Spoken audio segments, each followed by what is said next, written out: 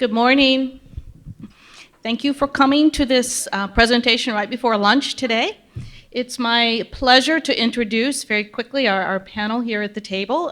We're going to be hearing from Sarah Ruhi, who is the Director of Strategic Partnerships at the Public Library of Science, Kim Armstrong, my colleague from Consortia Land, the Director of Library Initiatives at the Big Ten Academic Alliance, and ELISA Taylor, who is the Head of Scholarly Communication at the University of California, San Francisco. I'm Celeste Feather, the Senior Director of Content and Scholarly Communication Initiatives at Lyrasis.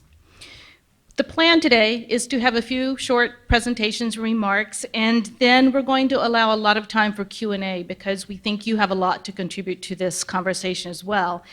When that happens, please get your questions ready and approach the microphone because we are being recorded and it's important that we hear everything that happens in the room. So if you can just line up at the mic, that would be really, really helpful. So with no further ado, I'm going to turn things over to Sarah.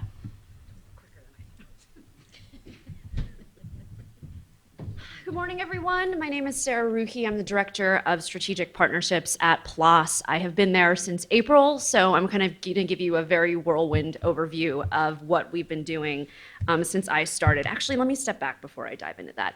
So the situation for PLOS is a pretty I don't want to say clear, but we have a very clear set of imperatives that are coming up. There is this scramble that we're all in post Plan S to figure out the best way to make this flip to open. Some of us have already flipped to open, and you could argue, oh, you don't have anything to worry about. But actually, we are in the midst of really trying to explore other kinds of revenue models beyond just APCs, and libraries are going to be, in consortia, are going to play a critical part to that. And so we feel, as a native OA publisher that has not engaged historically with libraries and consortia the way many of you have in the room, either as vendors or as libraries, we're starting from kind of behind the starting line. And a lot of what I'll be showing you in a moment is how we're trying to catch up and the challenges that we're finding and the opportunities as well. So since I started in April, this has kind of been the timeline that I've been exploring at PLOS. First, reaching out to the existing 70 or so institutional customers that PLOS historically has had, getting a great deal of info from them about what's working, what's not, with us and with other publishers, talking to consortia, like my colleagues up here, and really trying to work to identify what does PLOS need to figure out internally to support models that work with libraries and consortia, and who are folks that we could pilot with. The challenges we face are pretty obvious, but interestingly, in all the discussions of publish, read, and publish in the last day and a half or so, the discussion around native OA publishers hasn't come up very much, and so I was really eager for the opportunity to be able to show you what we're thinking about here. The challenge we have in this discussion is we're already open, right? So how do we make a community that is transitioning to open see that this is a paradigm we should invest in, despite the fact that the content is already open? We're obviously asking for new money from many libraries. The historical spend with native OA publishers in libraries in North America has generally been low. It's the European, more centrally funded consortia that have had more access to OA funds through libraries. There's obviously no subscription pricing legacy, so if we want to get away from APCs, we've got to think of a different way of allocating value and therefore a number to what we're asking for support for. And of course, we need to be able to demonstrate a clear private benefit for libraries and consortia that support us. It can't just be paying for something that's free. So with that, we're lucky to have a tremendous network of partners that are providing feedback and guidance to us on how to think about this. I was delighted when I started at PLOS. There is a tremendous amount of goodwill from the library community. We want to survive and thrive in this paradigm shift that's happening, and this kind of guidance from the ladies at this table and the organizations on the slides has been critical to that. So the models that we're looking at right now are falling roughly into three buckets. The first sort of set of models is just it's the least transformational in a way. It's really an attempt to get away from counting individual micropayments. The overhead of administering APCs is massive. If you're coming from a library in Europe, given the compliance requirements in the UK and elsewhere, we are talking hundreds of person hours. I think the last report I read, something like 81 British pounds per article to administer OA APC compliance writ large, so an expensive undertaking, and expensive for us as well. So something that we are trying to streamline by at least engaging in flat fee models that don't cap the publishing volume and allow both sides of the agreement to get away from counting small payments. The collective action models that we've been exploring around our two very selective journals, PLOS Bio and PLOS Medicine, they are really the ones that are facing the most urgent need of creative thought, because high selectivity is not, you can't cover that cost with APCs. So the APC for those two journals does not allow it to break even, and we need those journals to carry their own weight. So we're looking at collective action models with a number of the partners in the room. And then lastly, some transitional models that will help us bridge the gap from this solely APC environment that PLOS is living in right now to hopefully an environment that's minimum a mixed economy of APCs and other models. So examples of this are at least trying to get support and help with our waivers. We issue a very large number of waivers to researchers that are early career researchers in fields that don't typically have grant funding, researchers from transitioning economy regions of the globe. That is extremely challenging for us to continue to meet the demand and ensure that there are no barriers to publishing with us. It's kind of the main reason we want to move away from APCs, is they're exclusionary. So we're also looking at models in this period to find a way to get us to that post-APC landscape at some point while not neglecting the folks who need support now. So with, how am I doing on time? You're done. Boom, all right. I'm gonna just put the info up and I'm gonna let, oh, Annalise, let me just jump to your slide, sorry. There we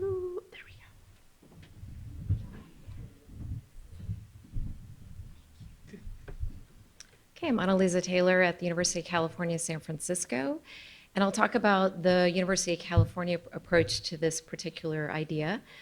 So the University of California system is pursuing transformative publication agreements that include both read access for publishers' journals, as well as open access publication for UC authors in those journals. This approach is being guided by a call to action, which was publicly released via the URL, the top URL that you see here on this slide. And this call to action, what it did was it laid out two core principles for our approach to negotiating with publishers for their licensed content, which was both to to contain costs and to make them sustainable, and then also for open dissemination for our authors' works. This call to action came about through a coalition of stakeholder groups across the UC campuses, which was library groups, a faculty senate body, as well as core or high-level administration at the University of California.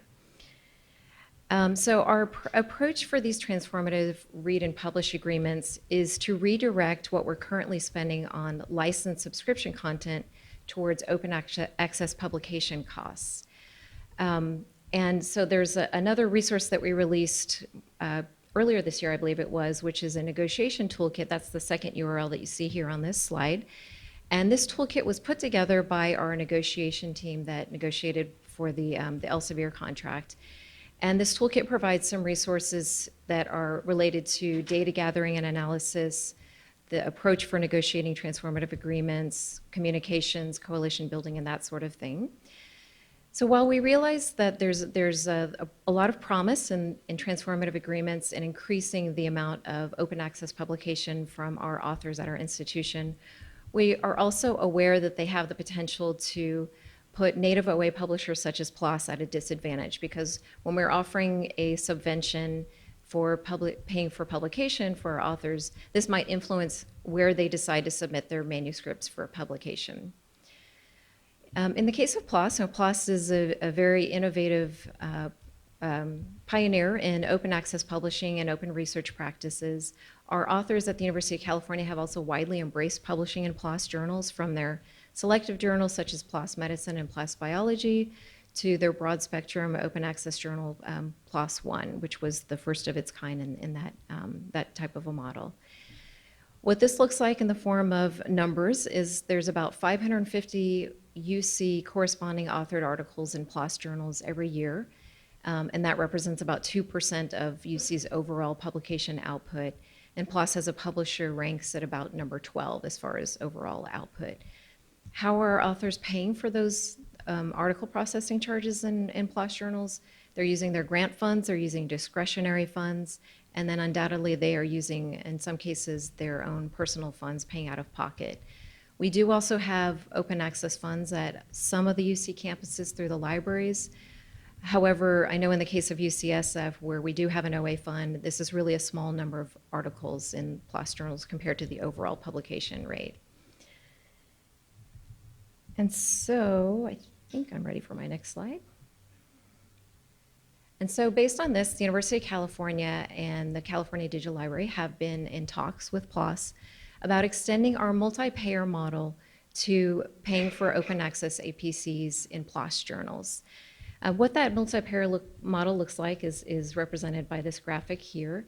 This is a hypothetical scenario where a UC author has submitted her manuscript for publication, had it accepted in a journal, and the library provides a subvention, let's say $1,000, for every article that has a UC corresponding author. And then the author, if she has grant funds, is asked to use those grant funds to pay the remainder of the APC. If she doesn't have grant funds, she can indicate that so and ask the library to pay the full APC. This is for the complete multi-payer model. Obviously, in the case of PLOS, they would not have that bottom option to choose closed access, but this is the model that we're using also for hybrid open access journals. So we are in ongoing talks with PLOS, and when it comes to a decision, there are a couple of groups that will inform that decision, whether we move forward. Those are our Transformative Models negotiation team, and then our Council of University Librarians. Because this would be a new expense for the UC library, since we're not currently paying for all APCs out of our library budgets, we're looking at some special funds for this model. So looking forward to further discussion and questions that you have during the Q&A.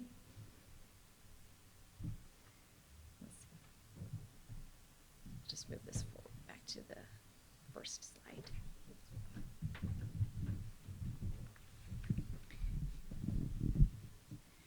So Lyrasis, my consortium organization membership association, represents a large community of libraries from all types and sizes of institutions. And every day we confront the great diversity amongst our institutional members of higher education. We appreciate the need to develop a lot of programs and initiatives that appeal to a broad swath of this community, not just one segment. And as we all know, in sheer numbers, there are far more mid-sized and small institutions out there than there are large research ones. So the challenge, really, is to find opportunities for everyone to engage in a diverse array of open access models. That's really hard. But if we elevate the conversation up just one notch from open access scholarly content, as we define that, to open content in general, that which is free to read, that more inclusive umbrella can encompass more activities that really all are working towards a common goal of providing access to knowledge and information without asking users to pay. Conversation about open content with teaching institutions almost always within 30 seconds turns to open educational resources because it's relevant to them. Libraries use different metrics to determine their return on investment to their parent institutions, and these metrics are going to drive their actions and how they invest their scarce dollars. Any support for open access content, not surprisingly at all, needs to align with the goals of the local institution. And many of these current OA funding models that we talk about so much, like APCs, just don't appeal to less research-intensive institutions. The OA conversations now in the global north are dominated by strategies to create more open content in journal packages, mostly through pay-to-publish models. And institutions with communities that don't publish in large volume are left wondering what their role might be. So I want you to work with me here and imagine a giant patchwork quilt of activities across the country to open up content in a variety of ways. Some pieces are bigger than others, and there is a great diversity of color, shapes, sizes, designs, endless array, right? But if any part of that community is missing, there's a hole in the fabric. And if we really have an inclusive approach to open access, there shouldn't be any holes in that fabric. So the question becomes how models for open access content can become more relevant to more institutions. We need more types of approaches. How can everyone engage? And more importantly, why should they be motivated to do so? That's a hard one. Because let's be honest, there's very little evidence that open access models are going to save anyone any money. Saving dollars cannot be a motivating factor. So why is open access important? The best answer I have come across and found that works for me is that all grand societal challenges of the 21st century need cross-disciplinary research in order to address them adequately. Think about climate change, public health, uneven wealth distribution, inequality, and a whole lot more. Open access seems to be the best way to make our scholarly research impactful for the 21st century and achieve improvement in the world around us, a laudable goal. We often talk about the smaller colleges in the United States and how many of them are struggling financially and have very little bandwidth to look beyond their doors. How challenging it is for them to find entry points into many of the current open access models. Engagement in some aspect of open access would seem to be in line with their mission, but how? I was struck recently by an educational news report in which it was stated, if the economic troubles of elite liberal arts institutions have you mock playing an air violin, consider the consequences.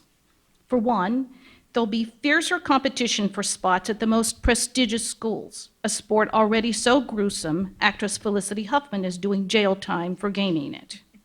For another, there will be fewer opportunities for low-income students who rely on generous financial aid packages at small liberal arts colleges as one of the few tickets into the upper class. It may also mean the retreat of the only part of higher education that is uniquely American. Residential liberal arts colleges are rare in other parts of the world. For more than 200 years, they've made American higher education an exceptional laboratory for fostering empathy, creativity, and innovation.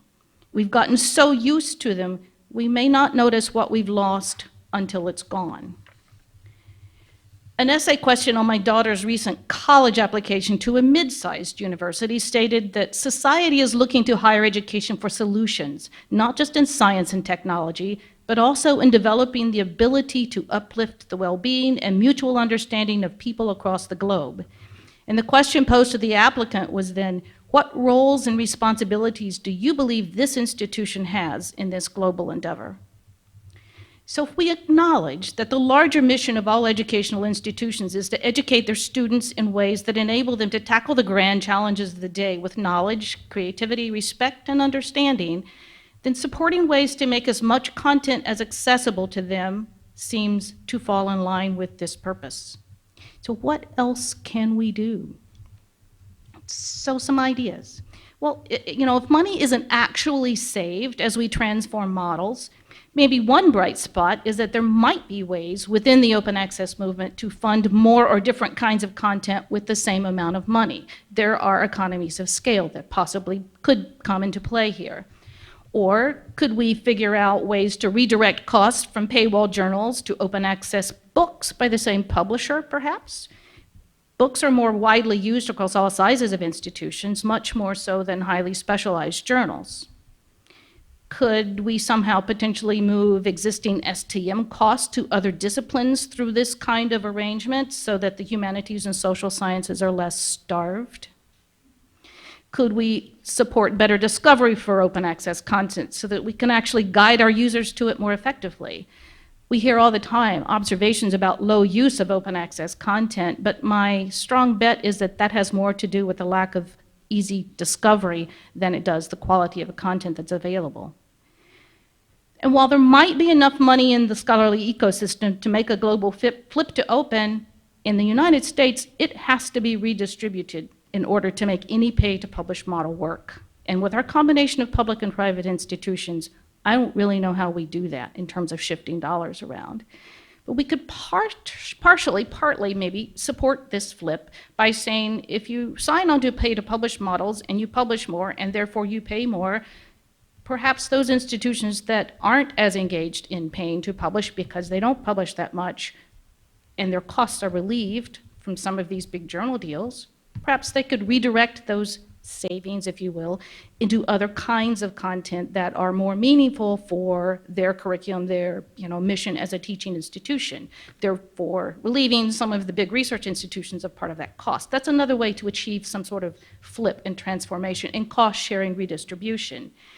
Could help, I think. Also, library publishing programs. We hear more about this every day. This is a burgeoning space. And I think one of the main contributions they're making is to fill in that spectrum of publishing options so that we don't have to send the same kind of content to the same people over and over and over. Not every scholarly work needs the exact same kind of content. Library publishing programs can perhaps provide a different array of options, and almost all of this stuff is coming out in open access. This could be a way for more people to engage. And I would just say that packaging digital content in the old-fashioned containers of books and journals isn't always the best option for the content or for the user or for the library. So in the end, I think the great diversity among our U.S. institutions of higher education presents us with a different set of challenges and opportunities, but this is a positive. This is not a negative. No one can do it alone. We're all in this journey together. Takes a village, all of those nice sayings, but new approaches to open access that will accomplish the goal of opening as much scholarly content as possible with a variety of methods and models is the goal here. We need to develop a scenario, a diverse scenario, with models and methods that fit each type of content and each kind of supporting institution. So all ideas are welcome.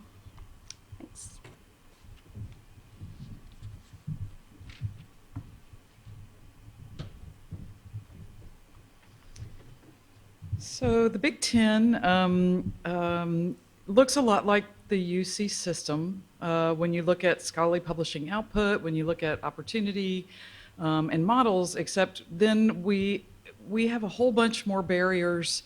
We take all of their good and then we create all the problems of the Big Ten, which are that we are 14 independent universities governed by 14 presidents individually, and that the Big Ten Academic Alliance is governed by 14 provosts. So in order to start a conversation about where we move with regard to sustainable scholarly publishing environment, we've been engaged for about a year and a half in conversations with the provosts who understand, as largely public universities with a land-grant mission, that we want open scholarship. And they put out a statement in May, actually, that said that it's called Sustaining Values in Scholarship. That really was an open call to all of the higher ed community to start working toward a sustainable ecosystem for scholarly publishing. That said, we're really slow working behind the scenes, much like CDL did for many years before we saw their public statements and their public work. And we're taking a measured approach. We're having to do a lot of socialization on our campuses, right? So there's a lot of leadership change in higher ed all the time. So how are we socializing provosts, deans, faculty, and even librarians to what this change might be and what it might impact? We are 15-member libraries that are largely going to be published institutions. We don't have a good publish and read balance. And it's been our hurdle with almost all OA up until now. So the Big Ten enjoyed a wonderful relationship with PLOS early on. We had a membership for our entire group and we outgrew it. And so as the publishing escalated, our membership costs escalated and it became unsustainable. And so it's wonderful to be able to engage in a new way with a native OA publisher, because this is the problem over and over again with our OA models. And so we've not historically had an OA portfolio strategy because we haven't been able to figure out how to sustain what happens when you're working in a solely publishing environment, not so much a read environment. We are hiring we've hired a data analyst, or we're in the process of hiring a data analyst and looking at a lot of the models, the Project Deal model that's coming out of Germany. We've been talking with our friends and colleagues in California and looking at other models that are coming out to see what might align for the kinds of work that we want to do. And then a lot of it is we're asking ourselves the question, what is transformative for the Big Ten? Every other day, somebody signed a transformative agreement, and yet they all have different aspects and pieces to them, right? Some are slow transformation, some are just partial APC payments, and so for us it is what would truly make the difference for the Big Ten. And I don't think we've hit on what are those core pieces that we have to have in place in order to start engaging with publishers meaningfully about moving our work along. There is a long history of OA statements and support in the Big Ten, and just now, so everything sounds really slow, but it's sort of like moving a battleship a little bit. Most of our members are just now putting out their own frameworks for how they're going to do responsible investing in OA. So here we are in 2019, and they're just now thinking about it. So they have bit and pieced, put money into OA publishing. Many of them have APC funds. Many of them have been looking at OA book models, small OA journal publishers, societies, not so much yet the large commercial ones. And we have really not hit on the sweet spot for what might work. We're also in an environment, we're in 11 states in the Big Ten, and so there are other consortia at play.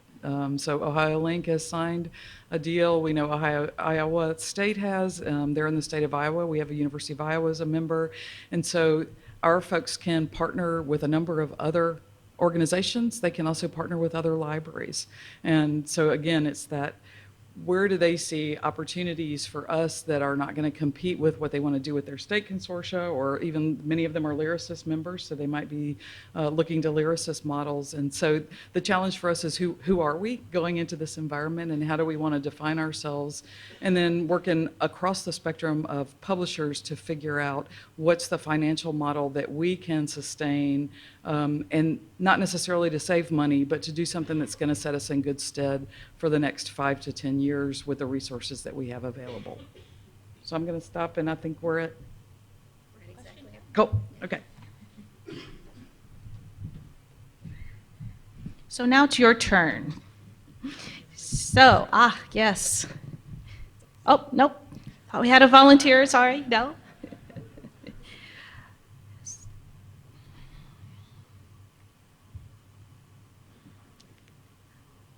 the microphone on? I think we have a technical support person coming.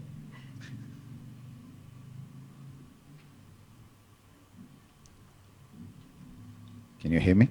Yes. I don't mind breaking the ice. My name is Marcela Mana. I am an economist from the University of St. Andrews, and I've worked a little bit on open access in the past. I think that the very concept of article processing charges is wrong, and is wrong not for the reason you think. The reason why it's wrong is that it perpetuates the system, because an article is made up of two distinct creatures. The first creature is created by academics for free. It ends up with what you call a author-approved manuscript. And the costs associated with that are small. The article, instead, is what you are charged for by publishers. Was I alone in finding the irony of Elsevier talking about predatory publishers? Sorry. It's very important to distinguish between the two, because the aim of open access is to release the content of knowledge, not the packaging of knowledge. I don't want access to the printed or published article. I want access to the AAM. And the AAM is cheap to produce. That would release a lot of resources. But if you keep talking about APCs, you perpetuate the system. Thank you. Thank you. Any response to that? There's not enough time to respond to everything that was buried in there, but I will say you might want the AAM the author-approved submitted manuscript, but that's not necessarily what other people want. And I think the challenge for publishers is figuring out how do we meet the requirements for someone who just literally wants a PDF with nothing enhanced, linked, added to, not indexed anywhere, no metadata tied to it, not discoverable anywhere. Like, you can publish, you can do green OA as long as you like, and there's a lot of positives and negatives to that. So I think your point is well taken. There's a lot more to unpack there, but I wanted to address that point directly. Next. Hi, Christine Turner, UMass Amherst. I've heard a lot over the last couple of days, both about APC models, but also the importance of, as this session is about, different models. And also, Lorcan Dempsey yesterday spoke about, and you also spoke about, Sarah, working with consortia. So my question, I guess, is how are you thinking about and approaching balancing collective needs or a collective common approach with individual library and institution needs? I hear again great diversity in many approaches. And then I think at some point the long tail gets to be so long that momentum is lost. So I don't know if my question is making sense to you, but I guess I'm just asking how you're thinking about, or how you're trying to balance individual library and researcher needs with providing approaches that appeal to enough that you can actually move forward. Thank you for that question. It's a very real challenge PLOS has. We historically have had no infrastructure to support engaging with any kind of library, any kind of sort of B2B relationship. It's all sort of micropayments through authors. And we don't have an infrastructure of a sales team. We don't have a massive library outreach. We have me. That's we have me is basically it. And so that's why we've started with consortia, just because of the efficiencies that come with being able to talk to one person who in theory represents thousands of institutions, Celeste. And I think the way we get to that long tail is by talking to folks like Lyrasis, folks like Skelk, folks who have many institutions that may consider themselves read only. They may not, in the case of some of PLOS stuff, they may neither read nor publish with PLOS. But we're hoping that the consortia can help us there. And we do want to get to a point where any institution that comes up to us that wants to have a conversation, we can take the time with. We're just trying to go for low-hanging fruit first, I think is the reality. Right, and yeah, I would just say that we're looking for those threads of commonality, because there are some, regardless of the size of institution, but also it is not the case that a library belongs to only one consortium, as Kim mentioned. And so different models naturally align to different kinds of institutions, and different consortia made up of different kinds of institutions are naturally going to gravitate to one or more of those models. I think an individual library, because of its multiple consortia memberships, is likely to have a lot of options about which models they want to engage with the appropriate peer group that one fits. Back to my patchwork quilt image, it really is that. And I think that's not just at the national level, that's going to be at the individual library level too. Different points of engagement with different groups to whom one or more models might be more meaningful. It's not easy. Any other questions here? Hi, my name is Leslie Eager. I'm with Project Euclid, based at Duke University Press in collaboration with Cornell Library. We work in math and stats publishing, very, very small. And for the last few days, I've been thinking a lot about what the effect of radical transparency on the part of publishers, actually showing budgets, talking about what the money is actually being spent on, what kind of funds are necessary for investment in the future, new technologies. So I'm wondering if in your experiences trying to make value-based decisions about what kind of models to support, what APCs are rational and reasonable, have you had access to what you would consider truly transparent budgets? Are you prepared? Would there be systems in place at the libraries to use that information? How valuable would that be to you? How feasible would that be in our system? I'll give one example from our work here at Lyrasis, and that is in relationship to the University of Michigan and Michigan Publishing's Fulcrum platform, which is open source. They have a growing amount of open access content, models projected for the future, but one of their embedded values is transparency, and they are living into that value from the ground up. I wish there were many more examples like that, but when we talk about socially responsible investing, these are the kinds of things I think libraries need to consider. How important is this to them? Celeste, can you be a little more specific about what it is in terms of transparency that they actually have done that has felt like a move in the right direction? So one very interesting example is that for their own Michigan ebooks collection, here's the price. And so you don't enter into, okay, but I'm a consortium, so I get 10% off, right? Because you've built that into your model, and the answer is no. And Lyrasis has partnered with them, and I can honestly say that the price there is what they need to have a fair and sustainable path forward. Nothing's built in so that they can shave it off and talk about, oh, a 10% discount, isn't that great if you all band together? That saves a lot of time for everybody. It's open, it's honest, it's transparent. Oh, go ahead. I think it would be tremendously valuable for us, and a lot of it is about librarian education, right? And so it is that I think most often we underestimate the costs of publishing. We underestimate, even though we have large university presses, we have library publishing across the Big Ten. I think it also helps faculty to understand. And leaders of faculty senates who say, why can't you we can run a big IR, we can create an imprint in the Big Ten, we can.